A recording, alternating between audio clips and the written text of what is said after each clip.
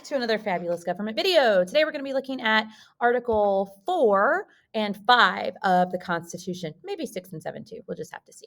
So Article 4 of the Constitution is the article that tells us how state relationships are going to work. So keep in mind that under the Articles of Confederation, the states were basically their own little mini countries. They were loosely organized under that central government, so they could pretty much do whatever they wanted. So Article 4 is going to specifically lay out what the role of the state is going to be within the greater federal government. Okay, so let's start off with a few of the most important clauses. The first one is the privileges and immunities of citizens. So whenever you think of a privilege, you think of something that is like, it's good, right? It's something that you get. And an immunity is something that you have against something else, right?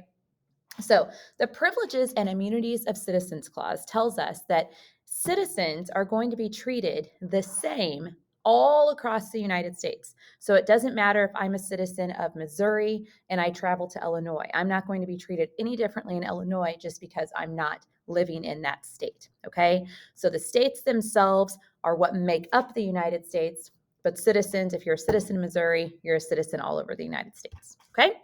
Next is the full faith and credit clause. And the full faith and credit clause tells us that every state has to honor the acts, legal proceedings, and laws of every other state. Okay, so take a marriage license, for example. My husband and I got married in Missouri. If for some reason we would move to Hawaii, would we have to get remarried in Hawaii? No, our marriage license is valid in those states as well. You also have extradition. So if you commit a crime in Missouri and then you flee to California and California catches you, they have to extradite you or they have to send you back to Missouri so you can be tried for your crime. So just because you escaped the state that you committed the crime in, that doesn't mean you're like off the hook. Okay. Also, California couldn't try you for that crime because they don't have jurisdiction or they don't have authority over the crime that you committed and punishing you for that. And last but not least, we have the admission of new states and territories.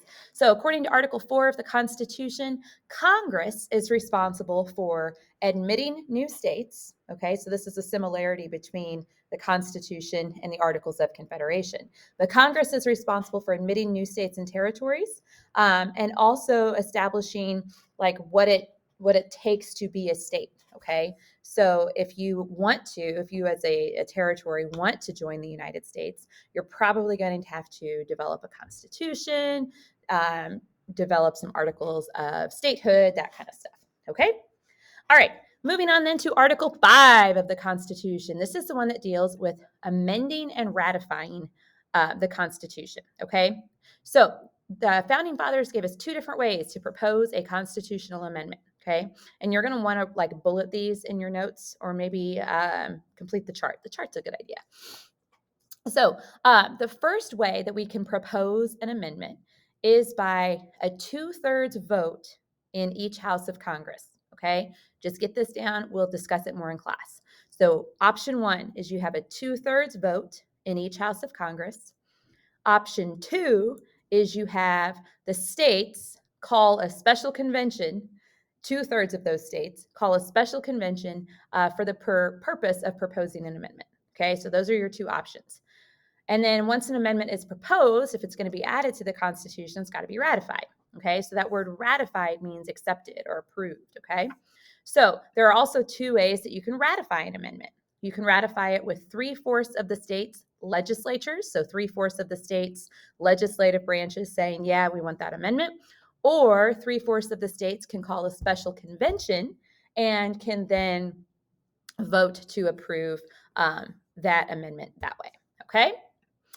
Article 6, we'll just go ahead and knock these out. Article 6 deals with the supremacy of national law. It also says that the United States will pay its debts. So if we have any debts that we've accrued, we're good. We're good to our word. We're not going to leave you hanging.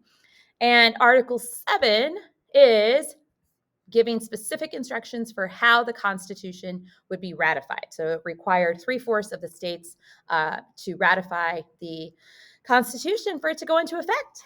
I'll stop there. If you have any questions, let me know.